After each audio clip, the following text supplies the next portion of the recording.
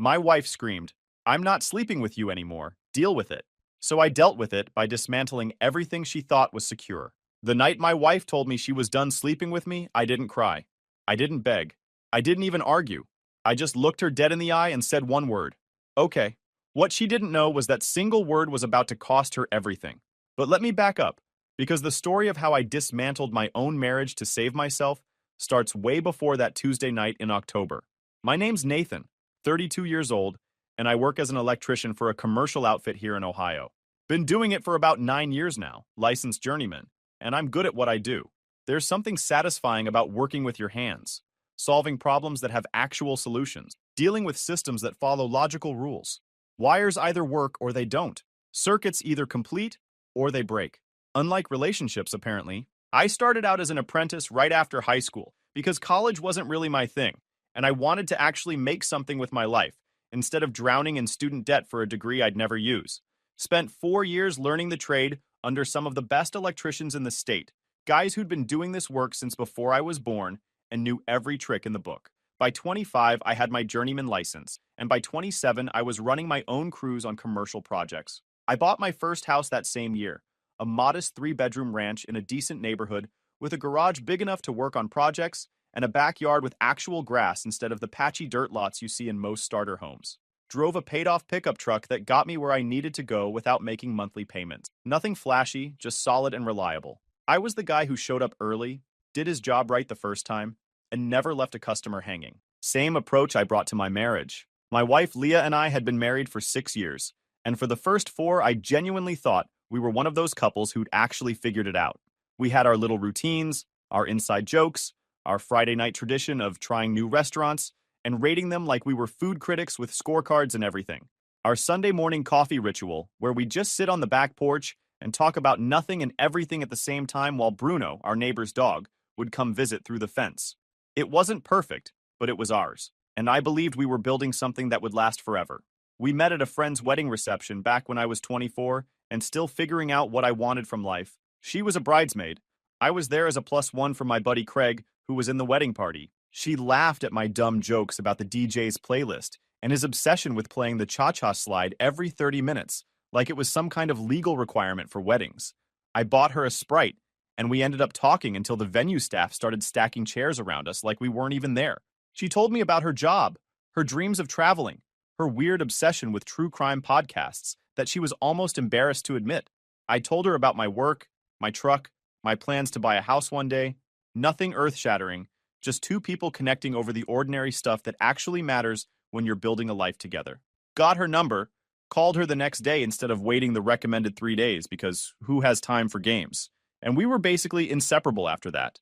Leah worked in human resources for a healthcare company downtown, the kind of job where she dealt with people's problems all day and came home drained from managing everyone else's drama.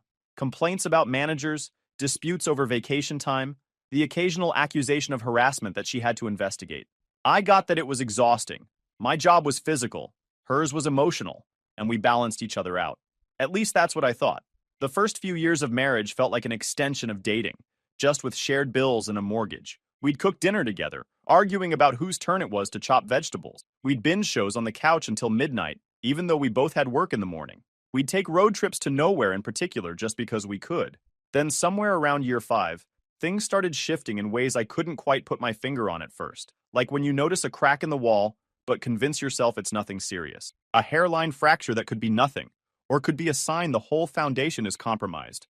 Leah started coming home later from work, started spending more time on her phone with this weird protective angle where I couldn't see the screen, started canceling our weekend plans with vague excuses about being tired or needing alone time. The Friday night dinners became every other week, then once a month, then maybe next week, indefinitely. I tried talking to her about it multiple times, asking if something was wrong, if work was stressing her out, if there was anything I could do to help. I suggested we take a vacation, get away from everything for a week. I offered to take over more household stuff so she could relax. But she'd always brush me off with the same line about just being overwhelmed and needing space. I gave her that space. I really did, because I thought that's what a good husband does. But I was just giving her room to drift further away. Then her best friend Bridget entered the picture in a much bigger way. Now, Bridget had always been around. They'd been friends since college, roommates junior year, bridesmaids at each other's weddings. She was that kind of friend who always had opinions about everyone else's life while hers was a certified disaster. But suddenly, she was over at our house constantly, like 3 or 4 nights a week, and their conversations would stop the second I walked into the room. Here's the thing about Bridget that I need you to understand. She'd been divorced 3 times, and somehow convinced herself that this made her an expert on relationships, rather than someone who clearly couldn't maintain one. Every time she showed up, she and Leah would disappear into the bedroom or go out on the patio, and I'd hear these hushed, intense conversations that would stop the second I came anywhere near. After each visit from Bridget, Leah would be noticeably colder to me, more distant, more dismissive of anything I said or did. It was like Bridget was slowly poisoning her against me, dripping little bits of toxic advice into her ear about how she deserved better, how marriage was just settling, how men are all the same. Eventually, I started calling Bridget the marriage killer in my head, because everywhere she went, relationships seemed to die. Her first husband left her after she cheated on him with his brother at a family barbecue. Classy. Second marriage lasted 11 months before he caught her draining their joint account for shopping sprees she was hiding in the trunk of her car. Third one was some guy she met in Vegas and married after knowing him for 3 weeks, which ended predictably when he turned out to be still married to someone else in another state. And this was the woman my wife was taking relationship advice from. The one she trusted more than me to tell her what was wrong with her life. By month 6 of this downward spiral, Leah had checked out of our marriage completely. We went from sleeping in the same bed every night to her claiming she needed the guest room because I apparently snored too loud, which was news to me after 5 years of her never mentioning it. She'd even bought one of those white noise machines and earplugs before we got married because she was a light sleeper. So the snoring excuse didn't hold up under any scrutiny. She stopped asking about my day, stopped laughing at my jokes, stopped initiating any kind of physical contact. I'd reach for her hand and she'd find a reason to move it. I'd try to kiss her goodbye in the morning and she'd turn her head so I got her cheek. I'd suggest we watch a movie together and she'd say she was too tired, then spend 3 hours scrolling through her phone. I tried everything I could think of to reconnect with her. I planned a surprise weekend getaway to this cabin in the mountains she'd always wanted to visit, the one she'd bookmarked on her laptop and showed me pictures of a dozen times. Booked it 2 months in advance, requested time off work, even bought new hiking boots for both of us, and packed a picnic basket. She canceled last minute saying she had too much work, but I saw on her Instagram story later that she'd gone to brunch with Bridget that same Saturday. I bought her this beautiful necklace for our anniversary that I'd been saving up for. 3 months of setting aside a little from each paycheck. Real gold, small diamond, nothing crazy but something meaningful. She barely looked at it before putting it in a drawer and saying thanks, in a tone that made it clear she didn't care. Still sitting in that drawer when I left. Probably still there now for all I know. I suggested we take a cooking class together, something she'd mentioned wanting to do back when we were dating. She laughed and said that sounded like something old couples do when they're trying to save a dying marriage. The irony of that statement wasn't lost on me. Every attempt I made to save our marriage was met with either indifference or outright hostility. And I was starting to feel like I was living with a stranger who just happened to look like my wife. Then the really obvious signs started appearing. The kind you can't ignore even if you want to. Leah suddenly had a whole new wardrobe of clothes I'd never seen her buy. Tighter dresses and outfits that seemed designed for someone else's eyes, not mine. Stuff she'd never worn around the house, just appearing and disappearing from the closet. She changed her hairstyle to something more dramatic, shorter and edgier, and started wearing makeup to work when she'd always been more of a natural look person. The kind of transformation that happens when someone's trying to impress someone new. Her phone became like a third party in our marriage, always there. Always demanding her attention, always more important than anything I had to say. She'd guard it like it contained nuclear launch codes, taking it into the bathroom with her, sleeping with it under her pillow, never leaving it unattended for even a second. Even when she showered, she'd bring it into the bathroom and set it on the counter where she could see it through the glass door. She started having these networking events that required her to dress up and come home at midnight, smelling like expensive cologne that definitely wasn't mine. I'd see receipts from restaurants we'd never been to together. Charges on our joint credit card for hotels in our own city, which made no sense unless you considered the one explanation I was desperately trying not to consider. And then there was this name that kept popping up. Garrett. Garrett texted her at weird hours. Garrett needed her input on projects at times when normal coworkers wouldn't be working. Garrett seemed to have unlimited access to my wife's time and attention in ways that I no longer did. Every time his name came up, she'd get this look on her face. This little smile she used to give me back when we were first dating. I looked him up on social media once when she was in the shower. Some senior manager type at her company, the kind of guy who wore suits that cost more than my weekly paycheck and had that slick, polished look that screamed, "I've never done an honest day's work in my life." Perfect hair, perfect teeth, standing on some beach in his profile picture like he was auditioning for a cologne commercial. Probably drove some overpriced European car and thought he was God's gift to women. The breaking point came on a Tuesday night in October, a completely ordinary evening that turned into the moment everything changed. I'd made dinner. Nothing fancy, just pasta the way she used to like it, with the garlic bread she always requested back when she actually ate meals with me. I'd set the table with the nice plates, lit a candle, hoping maybe we could have an actual conversation for once. Pretend we were still the couple who used to talk for hours about everything and nothing. Leah came home late again, barely acknowledged the food, and went straight to her phone. I asked her as calmly as I could manage if we could please just talk about what was happening between us, because I felt like I was losing her, and I needed to understand why. That's when she looked up at me with this expression I'd never seen before, this mixture of contempt and exhaustion, and said the words that would echo in my head for months. "I'm not sleeping with you anymore, Nathan. That part of our marriage is over. You're basically just my roommate now. Deal with it."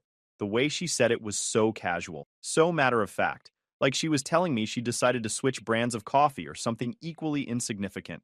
No discussion, no explanation, no attempt to work through whatever issues she thought we had. Just a unilateral declaration that my role in this marriage had been downgraded from husband to roommate without any input from me.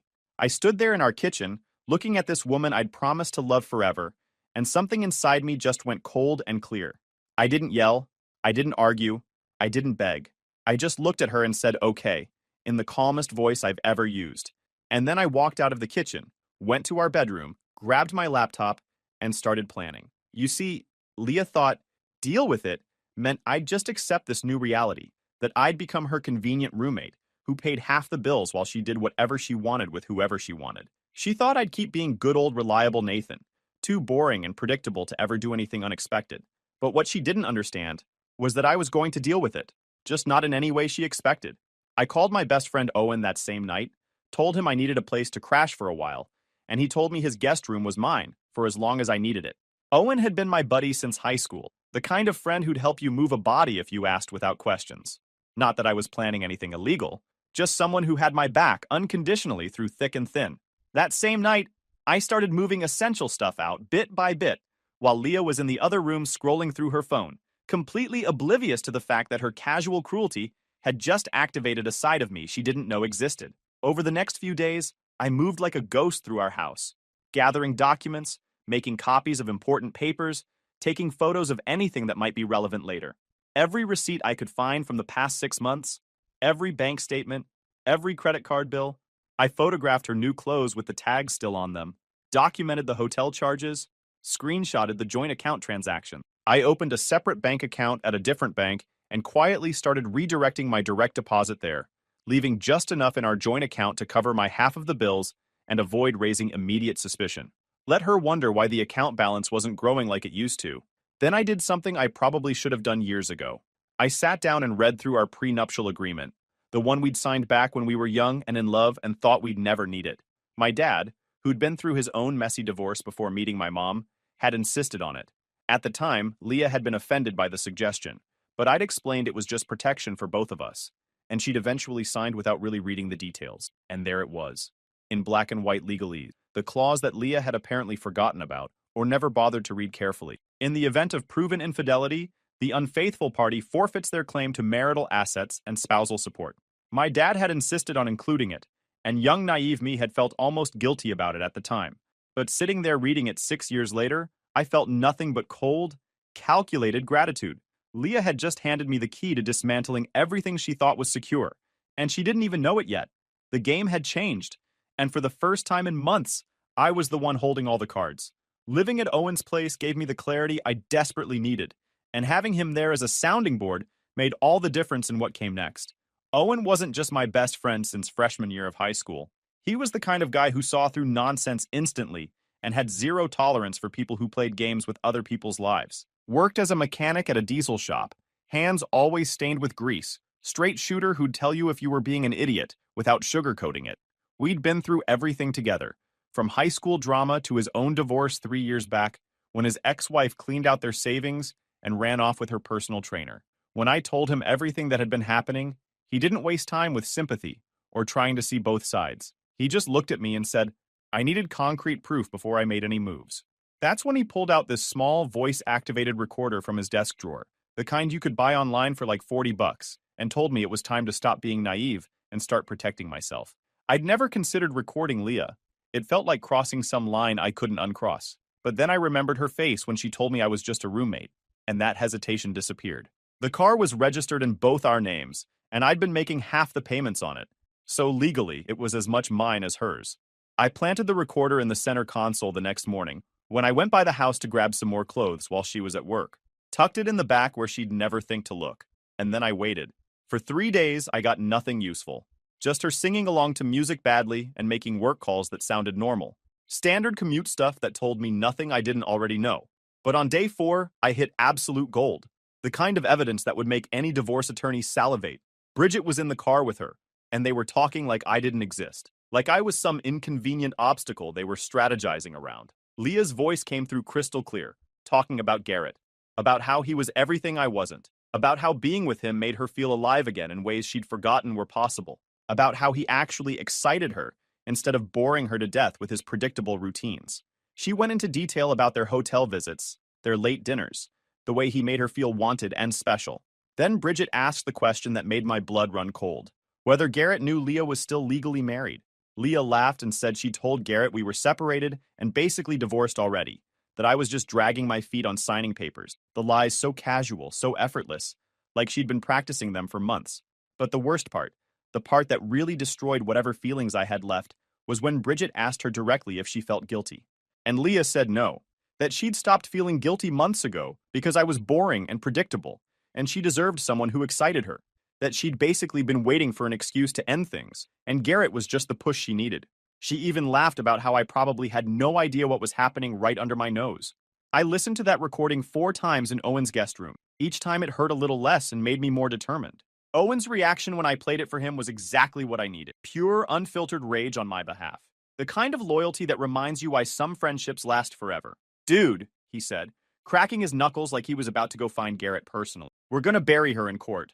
He immediately started helping me build a case that would be bulletproof. We created a detailed timeline of everything suspicious. Every late night she'd come home. Every unexplained charge. Every work event that didn't add up. I started screenshotting text messages before Leah could delete them, accessing the cloud backup we shared for family photos, and finding messages she thought she'd erased. Downloading bank statements showing charges to restaurants and hotels I'd never been to. Documenting every single inconsistency in her stories. Owen's girlfriend, Wendy, worked at the same healthcare company as Leah. Different department, but same building. Without me even asking, she started keeping her eyes open and passing along information. Turns out Leah and Garrett weren't exactly subtle at work. Long lunches that lasted 2 hours, leaving at the same time every day, showing up to work together on mornings when she'd told me she was going to the gym early. The whole office knew, apparently. I was the last to find out. Then I got lucky in a way I hadn't expected. Our neighbor across the street, this retired guy named Harold, who sat on his porch most days and saw everything that happened on our block, flagged me down when I came by to grab some tools from the garage one afternoon. Son, I don't know what's going on with you and Leah, he said, looking uncomfortable but determined. But I figured you should know there's been a guy coming by the house when you're not there. Nice car, fancy suits, stays for a couple hours, leaves before you'd normally get home from work. He even had dates written down because Harold was that kind of guy. Kept a little notebook of neighborhood happenings, like he was running his own surveillance operation. Former military, old habits die hard. Showed me entries going back 3 months with times and description. That was the final piece. I took everything to a divorce attorney that Owen recommended, a woman named Patricia, who had a reputation for being ruthless in court, but fair. Former family court judge who'd switched to private practice and knew every trick in the book. When I spread out all my evidence on her desk, the audio recordings, the credit card statements, the timeline, the text message screenshots, Harold's observations with dates and times, she smiled and told me this was the most thorough documentation she'd seen in years from a client who'd put together their own case. She said cases with a prenup and this level of proof were about as close to a guaranteed win as you could get in family court. Patricia walked me through what would happen when I filed. Leah would be served at her workplace, which would be humiliating but necessary to prevent her from hiding assets or destroying evidence once she knew what was coming. The prenup with its infidelity clause meant she'd get nothing. No claim to the house we'd bought together. No spousal support. Just whatever personal items she could prove were solely hers. Patricia asked me if I was sure I wanted to go through with it, because once we filed, there was no going back and things would get ugly fast. I didn't hesitate. I told her to file the papers immediately. 2 days later, Patricia called me with news that made everything real. Leah had been served with divorce papers at her office, right in front of her coworkers during their weekly team meeting. According to the process server, her reaction had been somewhere between shock and complete panic. Face went white, hands started shaking, and she'd had to excuse herself to the bathroom for 20 minutes while the whole office watched. Within an hour of being served, my phone started blowing up. Leah called 17 times in a row, each call going straight to voicemail because I'd blocked her number right after filing. Then she started texting from different numbers. From Bridget's phone, from coworkers' phones. Each message more frantic and desperate than the last.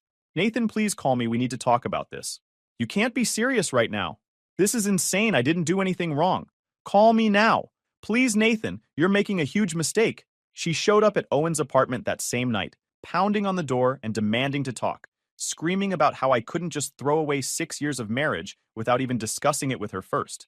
The irony of that statement wasn't lost on me, considering she'd been throwing away our marriage for months without discussing anything with me. Owen handled it perfectly. He opened the door with his phone already recording video, and calmly told her she had 60 seconds to leave the property before he called the cops for harassment and trespassing. She tried to push past him, tried to physically force her way into the apartment, and that's when I stepped into view behind him. The look on her face when she saw me standing there was something I'll never forget. This mixture of desperation and rage and confusion, like she couldn't understand how her boring, predictable husband had suddenly grown a spine. That's when I did something I'd been planning for this exact moment. I pulled out my phone, opened the audio of her conversation with Bridget in the car, and pressed play. Her own voice filled the hallway, talking about Garrett, about lying to him about our marriage status, about how I was boring and she deserved someone better, about feeling no guilt because I was just too predictable to care about. I watched all the color drain from her face as she realized how thoroughly screwed she was. She tried to grab my phone, tried to claim the recording was illegal and wouldn't hold up in court, tried every desperate argument she could think of in the moment. But Owen just calmly stated that we were in a one-party consent state, which meant recordings made in jointly owned property were perfectly legal and admissible in court, and that my attorney had already confirmed everything was above board. Then Bridget showed up because of course she did. Tried to spin this whole situation like I was the villain for documenting my own wife's affair. That's when Owen destroyed her with a single sentence that I wish I'd recorded. You've been divorced 3 times and you're giving marriage advice. That's like taking driving lessons from someone who's totaled every car they've owned. Bridget's face went red and she started sputtering about how Owen didn't know what he was talking about, how Leah deserved to be happy, how I was just too boring to satisfy a woman like her. Owen just laughed and said, "Yeah, and your track record suggests you really know how to pick satisfying relationships. How's husband number 4 treating you?" Oh wait. The confrontation ended with Leah in tears on the hallway floor, Bridget trying to console her while shooting daggers at me, and Owen firmly closing the door on both of them. Inside the apartment, I felt something I hadn't felt in months. Complete control over my own life. My phone kept buzzing with messages from Leah's family, particularly her mother, who apparently thought screaming at me through text messages would somehow change my mind or make me feel guilty. According to her, I was a monster for embarrassing Leah at work, a terrible husband who never appreciated what he had, a vindictive man who was ruining her daughter's life over nothing. I saved every single message as they came in, forwarded them all to Patricia for documentation, and then did something that felt incredibly satisfying. I sent Leah's mother the entire evidence package, every recording transcript, every credit card receipt from hotels and restaurants, the timeline with dates and Harold's observation, a summary of what the prenup meant for Leah's financial future, with a simple message that just said, "This is why." She went silent after that. And from what I heard later through mutual friends, she told Leah to sign whatever papers I put in front of her, because fighting this would only make things worse, more public, and way more expensive for everyone involved. The next 3 months were a masterclass in watching someone's life unravel, while mine slowly rebuilt itself from the ground up. Leah's lawyers tried everything they could to fight the prenup, claiming it was signed under duress, or that the infidelity clause was unreasonably harsh, or whatever other legal gymnastics they thought might work. But Patricia shut down every single attempt with the kind of precision that made me grateful I'd hired her. The evidence was too solid. The prenup was ironclad. And most importantly, Leah had no leg to stand on, because she'd been caught red-handed in ways that left zero room for interpretation. Her legal team eventually advised her to just sign the settlement agreement and move on, because dragging this out in court would only cost her more money she didn't have and expose her affair even more publicly than it already was. The actual signing happened at Patricia's office on a rainy Tuesday afternoon, and part of me was dreading seeing Leah again after 3 months of silence between us.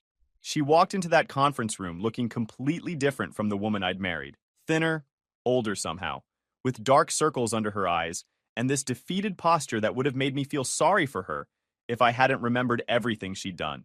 She tried the waterworks immediately, crying about how she'd made terrible mistakes and how we could still fix this if I'd just give her one more chance. Talking about how Garrett meant nothing to her, how she'd been confused, how she still loved me and always had. I looked at her across that conference table and felt nothing. No anger, no sadness, just this cold indifference that I think hurt her more than any emotional reaction would have.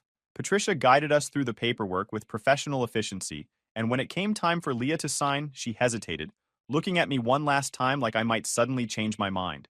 I just stared back and waited. She signed. Just like that, 6 years of marriage ended with a signature on a legal document. Less than 30 seconds of pen on paper to dissolve everything we'd built together.